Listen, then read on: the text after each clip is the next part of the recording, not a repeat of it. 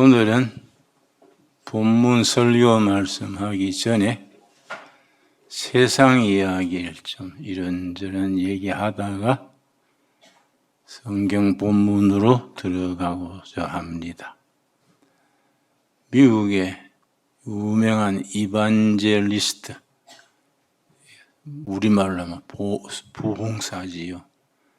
빌리그레함이라는 유명한 이반젤리스트, 미국식 부흥사가 있는데 말하기를 좋은 설교자는 한 손에 성경, 한 손에 신문을 늘 들고 있어야 한다.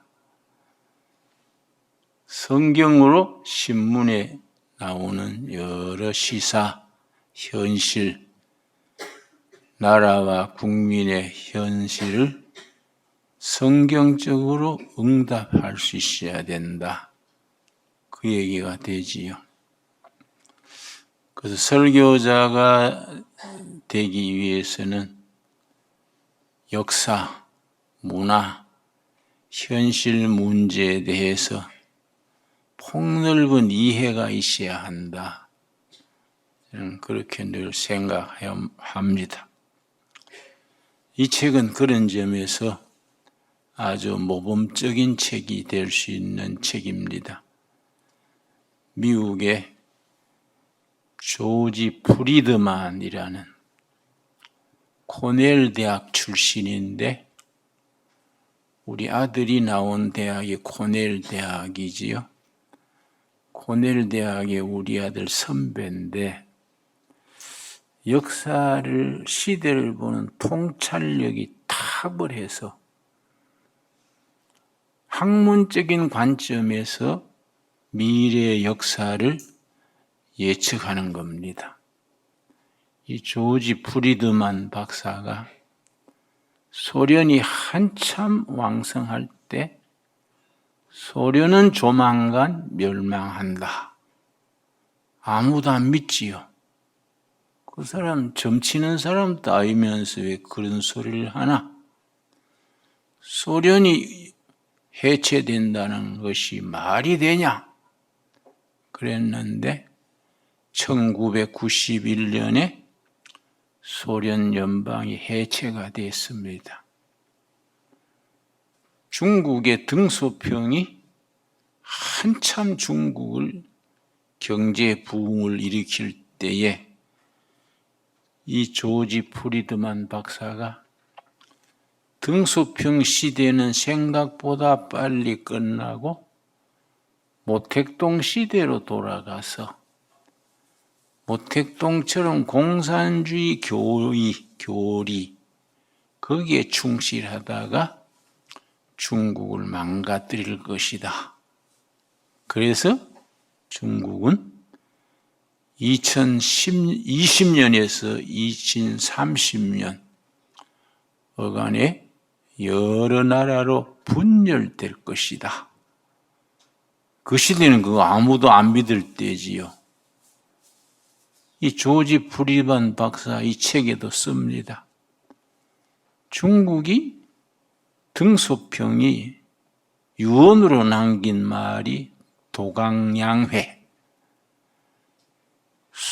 안으로 실력을 기르고 밖으로는 어수룩하게 빛이 나가지 않도록 도광양해, 빛을 안으로 숨기고 실력을 쌓아라. 그게 이제 도강양해인데 그대로 100년만 나가면 중국 시대가 온다. 등소평의 유언에 해당합니다. 그런데 시진핑이 등장해서 너무 성급한 거지요. 그래서 2020년에 기울어지기 시작해서 2030년 어간되면 중국은 분열된다. 저 서쪽의 위구르, 티베트, 홍콩, 대만, 중국 세력은 힘을 잃게 되고 등소평 이래로 쌓았던 모든 업적이 수포로 돌아간다. 그때가 한국 통일의 찬스다. 그렇게 쳤어요. 그리고 러시아에 대해서 그렇게 소련 연방이 무너진 뒤에 푸틴이라는 지도자가 등장해서 국력을 다시 일으키고 무진장한 지하자원, 석유, 가스를 수출해서 2010년까지 많은 재물을 축적하게 된다. 근데 그걸 조용히 잘 누렸으면 되는데 푸틴이라는 자가 욕심이 앞서서 동진해오는 나토 세력을 막겠다고 전쟁을 일으켜서 그 전쟁에 패배함으로 러시아 연방이 해체되게 될 것이다. 그게 아마 2030년, 40년 어간에 러시아 연방이 여러 나라로 분열된다. 그러면 러시아가 힘을 잃고 중국이 힘을 잃으면은 그걸 일본이 그 찬스를 누릴 것이다. 그러면 그 한국 중간에 있는 한국은 어떻게 해야 되느냐? 이 책에 분명히 있습니다. Next 100 years.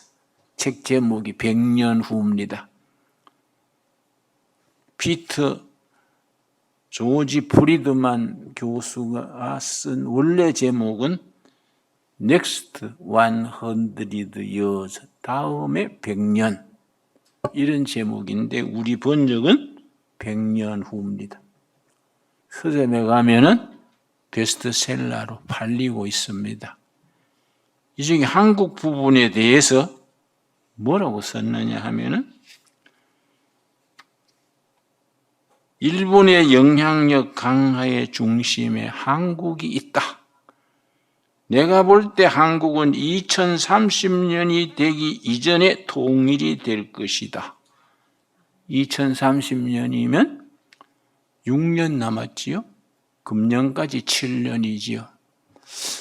이거를 가만히 생각해 보면 북한의 지금 모습이 망하는 길로 가고 있어요.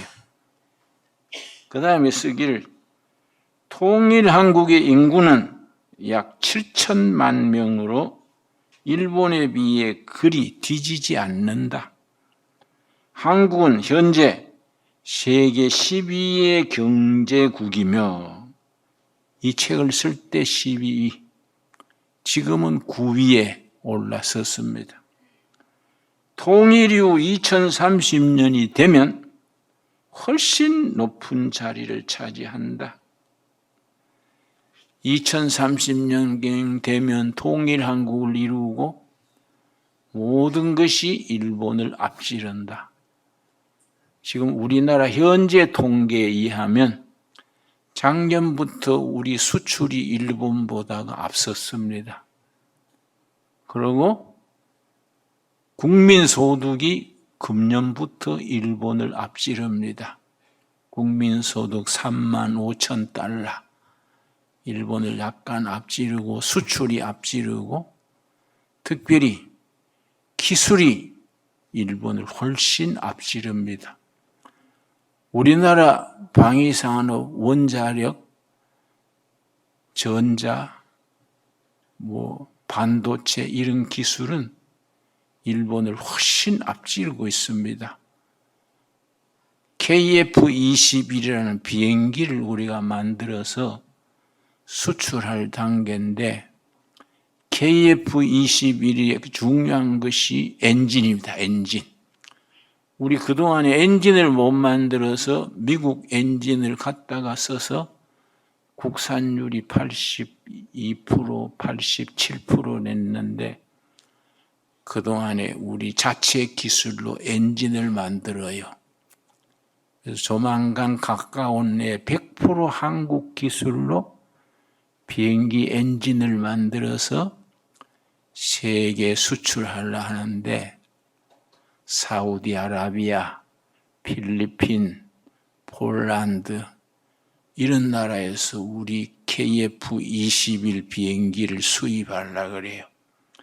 그러면 비행기 값이 한 대당 900억 달러. 그런데 미국 비행기는 2천억 달러. 2분의 1 가격이 안 되는 거예요. 그러니까 우리나라의 그 경쟁력이 대단한 거지요. 일본이 열받아가지고 영국하고 독일하고 일본하고 힘을 합쳐서 한국의 KF-21보다 더 좋은 비행기를 만들자. 그 연대를 해서 하다가 서로 틀어졌어요. 영국이 일본하고 같이 일 못하겠다. 깨져버린 거예요. 일본 사람들은 상당히 지금 배가 아플 거예요. 아마 소화제가 많이 팔릴 겁니다. 우리나라 종살이 하던 한국이 우리를 앞서린다는 게 말이 되냐 이거? 응? 그러나 우리 이 지도자들이 참 엎치락 뒤치락 하면서도 잘했어요. 우리 박정희 대통령 때에 주민등록증을 실시했습니다. 이 주민등록증이 굉장히 국가 발전에 유리한 거예요. 박정희가 주민등록증 착안한 것은 일제시대에 일본 경찰이 일본에 반대하는 조선 사람들 불령선인 거래요. 독립운동하는 사람들 목록을 쭉 뽑아서 그 사람들을 관리하려고 번호를 붙였어요. 1번 김구, 2번 이승만 뭐 이런 식으로 그 번호 그걸 아이디어를 얻어가지고 전 국민 태어날 때부터 주민등록증을 준다. 우리 주민등록증 제도가 얼마나 편리한지 비행기를 타거나 뭘 해도 주민등록증만 딱 되면 제까닥이야. 일본은 그게 안 돼. 일본은 그 일본 문자 자체가 한문에서 땄었는데 일본으로서는 그게 디지털이 잘 안 돼요. 그런데 박정희가 주민등록증 만들고 그 다음에 김영삼이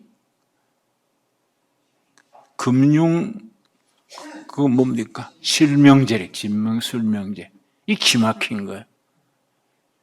김용술명제, 토지실명제. 어디 땅이든지 딱 눌리면 누구 땅, 어디 살고 탁 나오는 거예요. 그리고 정부 공시지가는 얼마고. 그래서 김영삼 대통령이 그 사람 상당히 둔한 사람인데 그거 잘했어요. 금융실명제, 토지실명제 잘했어요. 근데 김대중 대통령이 들어와가지고 끝내주게 잘한 것이 아날로그 시대에서 디지털 시대로 바꾼다. 이제는 노인이라도 컴퓨터 다 다룰 수 있게 한다.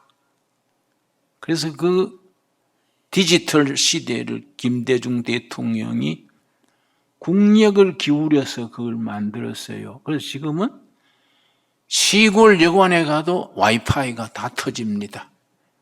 지하철에서도 와이파이 터지고 어디 가서도 와이파이 다 통합니다.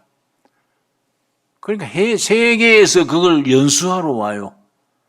각 나라 공무원들이 한국의 디지털 그 시스템을 공부하러 공무원들이 여기 와서 호텔에 묵으면서 그걸 연수합니다.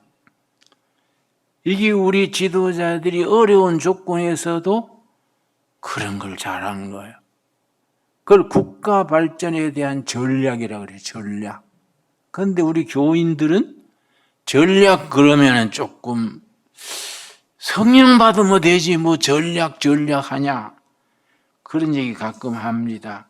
그러나 그렇지 않는 것이 성경 말씀에 예수님이 분명히 말씀하셨습니다.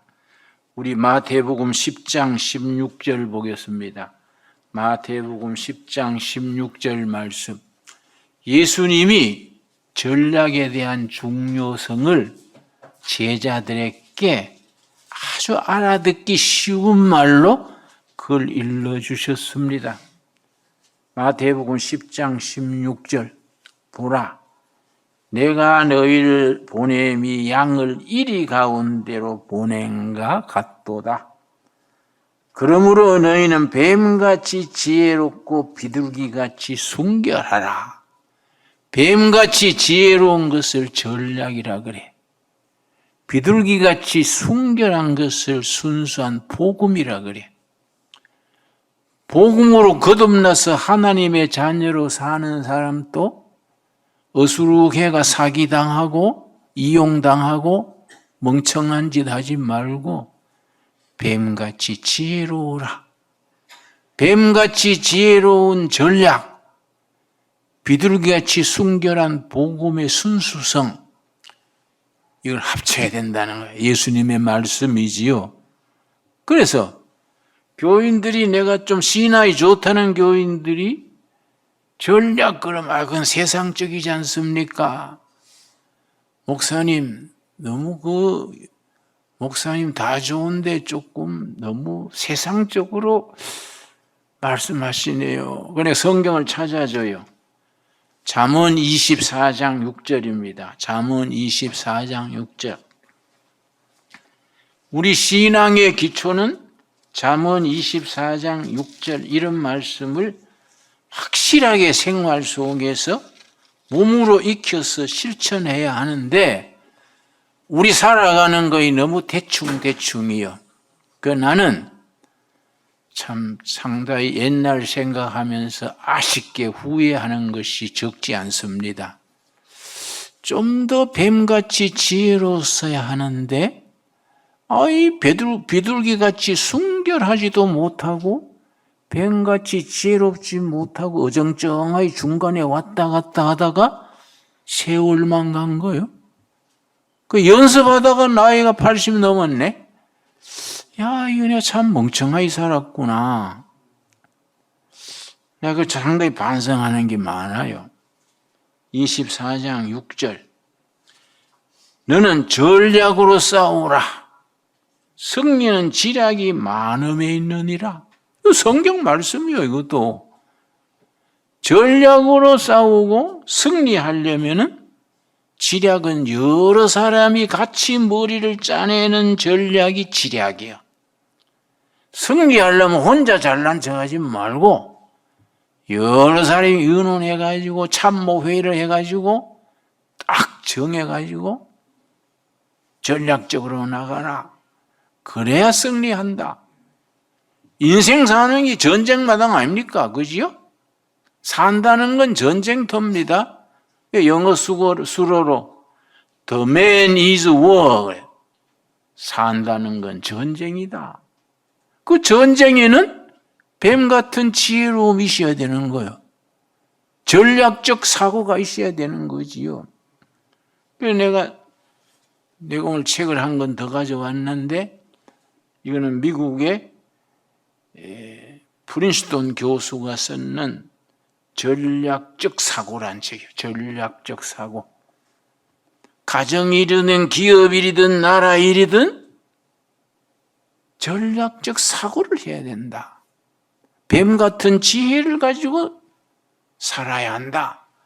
그걸 아주 두꺼운 책자로 만들어가지고 이 프린스턴 대학, 세계 명문 대학 아닙니까? 학생들한테 이걸 익히고 가르치고 학생들을 조별로 나누어 가지고 주제를 줘 가지고 여기서 너희들은 어떤 전략이냐? 그 학생들을 연습시키는 거예요. 내가 이런 책을 읽으면은 항상 성경과 비유해서 읽기 때문에 참 도움이 많아요. 내가 이번 주에 내가 조금 심신이 지치기도 하고 좀 쉬려고 수암 본천에 가서 한 3일 쉬었는데요. 쉬면서 가만히 생각하니까 우리 아톰이 있지요, 아톰이. 그 박한길 회장이 참 그분이 지혜로운 분이요. 상당히 전략적인 분이요. 내가 참 그분 인정하는 분인데 나한테 지난번에 전략적으로 충고한 게 있어요. 내가 뭐 보리국수 공장 만들고 뭐 뜰개 공장 만들고 뭐 없는 돈에 열심히 하니까 박한길 회장이 나한테 충고해요. 목사님, 그렇게 없는 돈에 공장 만들어 가지고 제조업하지 말고 OEM 잘하는 데다가 맡겨서 거기서 생산하고 두레마을 브랜드로 붙여서 판매를 잘 하십시오. 그 제조업 그리 하다가 아주 안 좋습니다. 그 나는 그때 뭐 그러려니 자기는 그래요. 나는 그렇게 해가지고 성공한 거 아닙니까? 그랬는데 글쎄 하고 들었는데 한 몇 달 지낸 뒤에 생각하니까 그 양반 말이 맞더라고요. 그렇다고 우리가 뭐 아토미메일의 큰 회사 되자는 게 아니고 우리 앞에 있는 일을 잘 처리해 나가려면은 이 생각하는 사고방식이 전략적이고 성경적이고 비둘기같이 순수하면서 뱀 같은 지혜, 이걸 같이 합쳐야 된다. 안 그렇습니까? 이런 걸 잘 실천을 해서 우리 삶이 하나님이 주신 복을 잘 누리고 복을 내 혼자 누리지 말고 주위에 나누어야지. 베풀고 나누고 어려운 사람 주고 북한 선교도 하고 노인도 돌보고 이런 게 참 중요하겠지요. 그렇지요? 그러니까 우리가 이 성경 말씀을 허투루 다루면 안 돼요. 이 성경 말씀이 옛날에 쓰여진 글이지만은 지금 살아가는 우리들에게 주시는 하나님의 지혜예요. 옛날에 쓰여진 말씀을 지금 우리들이 어떻게 이것을 실천하면서 사느냐. 그 내가 아까 말씀드렸는 이게 조지 프리드만 교수 같은 세계가 인정하는 이 전략가, 이 사람을 지정학자라 그래요. 지리학과 정치학과 경제학을 합친 것이 지정학인데 세계 각국 원수들이 대기업의 총수들이 이분한테 자문받습니다. 워낙 세상을 보는 눈이 뛰어나니까. 이 사람이 말해가지고 이 책에도 100년 뒤에 세계가 어떻게 될 것이다. 그중에 한국은 어떻게 되고 일본은 어떻게 되고 중국, 러시아, 미국 쫙 푸는데 읽을 때마다 감탄해요. 특별히 여기 보면은 2030년까지 대한민국은 대한민국 주도로 자유민주 통일이 된다. 통일이 된 뒤에 남한의 경제, 기술과 북한의 노동자가 합쳐서 메이드 인 코리아 물건 만들어 가지고 세계 시장에 깔면은 따라올 나라가 없다. 2040년경 되면 한국의 국부는 세계 선두를 달린다. 이런 게 쓰였어요. 이 사람이 말 안 해도 우리가 가만히 영적으로든 현실적으로든 비둘기 같은 순수한 마음과 뱀 같은 지혜를 가지고 묵상하고 실천하고 그래 하면은 그렇게 될 수 있다는 확신이 오는 거지요. 그러니까 우리가 성경 말씀을 우리 영혼을 구원받는 책이고 삶의 지침이고 세계사를 보는 안목의 핵심으로 받을 수 있게 되기 바랍니다. 오늘 지금 본문 말씀 아까 뭐라 그랬습니까? 이사야서 11장이지요? 이사야서 본문 말씀에 이사야서 11장 6절에서 9절 말씀 읽습니다. 이사야서 6장입니다. 11장. 우리 천천히 다 찾겠습니다. 이사야서 11장 6절 말씀. 이 나라의 미래를 일러주는 겁니다. 11절. 참 성경 말씀은 읽으면 읽을수록 깊이 있고 눈이 번쩍 뜨이는 거지요. 야, 참 귀한 말씀이다. 감동이 오는 겁니다. 11장 6절.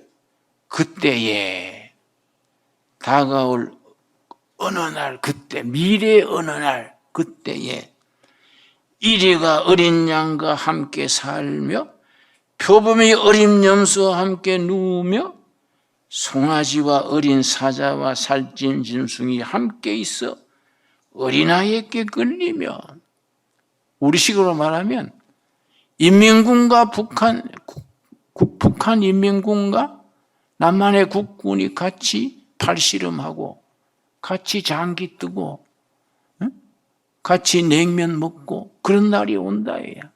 말이 되지요? 그 다음 뭐라 그랬습니까? 7절.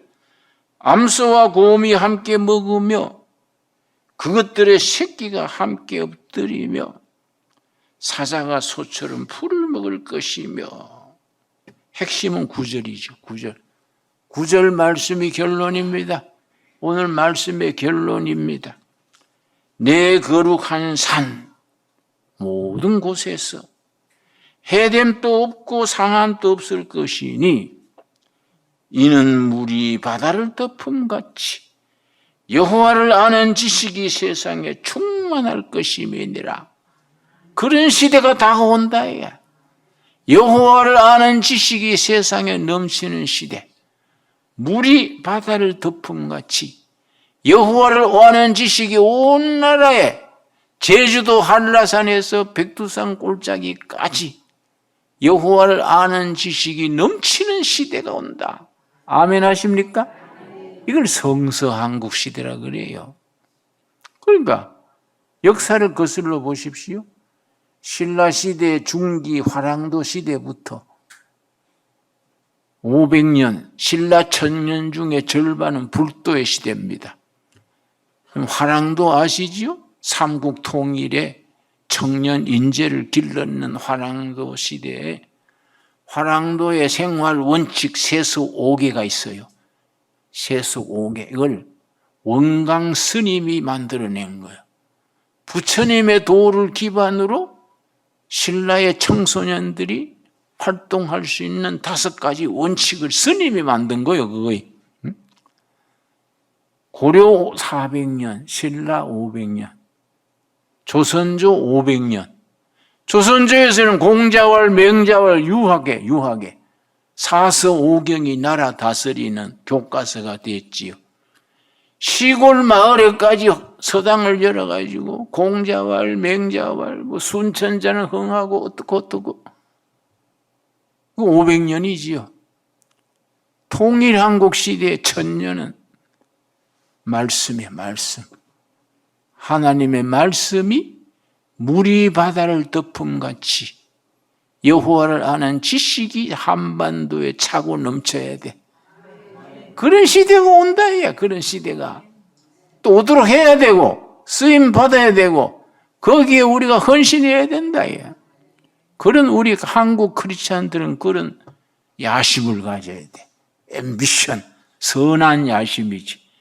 내가 잘 먹고 잘 살고 술 취하자는 야심이 아니고 교회적인 야심, 민족적인 앰비션, 이걸 가지고 세계에서 한번 해뜨는 나라, 대한민국 통일한국을 건설하자. 여러분, 요 산 등산할 때 걷는 길 있지요? 거기 가다 보면 중간에 샛길이 있어요. 샛길 넘으면은 거기에 한반도의 중심점 말뚝이 있습니다. 한국지적협회, 정부기관이지요. 전부 전국을 청량하는 협회가 지적협회. 한국지적협회에서 요 산 넘어 거기에 말뚝을 세웠어요. 요 지점이 조선반도의 중심점이다. 우리 여기가 대한민국의 중심이요. 우리가 중심에 놓는 겁니다. 우리가 지금. 우리 한번 그 말뚝 보러 갑시다. 우리가 지금 우리 산골짜기 사는 게 아니에요. 대한민국의 중앙에 사는 거예요. 어떤 도 닦는 사람이 매일 마당을 쓰니까 밑에 제자가 선생님, 뭐 매일 그렇게 빗자루질을 하세요. 그러니까 야, 이 사람, 내가 마당 쓰는 게 아니야. 우주의 한 무퉁이를 쓰는 거야. 말이 되지요? 우리 꼴짜기가 괜히 뭐 산돼지 사는 꼴짜기로 생각하면 안 돼. 대한민국 전체 제주도에서 백두산의 중심점이요. 우리 주황에 사는 겁니다. 아멘 하십니까? 주황에 사는 사람은 그만한 긍지를 가져야 돼. 긍지와 사명을 가져야 돼요. 뱀 같은 지혜, 비둘기 같은 순수함. 이걸 겸해서 하나님 보시기에 정 일꾼다운 일꾼들이 이 교회에서 길러지게 되기 바랍니다. 기도하겠습니다. 하나님 감사합니다. 오늘 또 말씀 안에서 우리가 가야 될 길, 해야 할 일을 알게 하셔서 감사합니다. 뱀같이 지혜롭고 비둘기같이 순결하라 했습니다. 너희는 전략으로 싸우라 했습니다. 물이 바다를 덮음같이 여호와를 아는 지식이 이 동두천에 한반도에 저 백두산까지 여호와를 아는 지식이 넘치는 시대, 성서한국 시대, 통일한국 시대를 바라보고 열심히 살아가게 하옵소서. 예수님 이름 받들어 기도드렸사옵나이다. 아멘.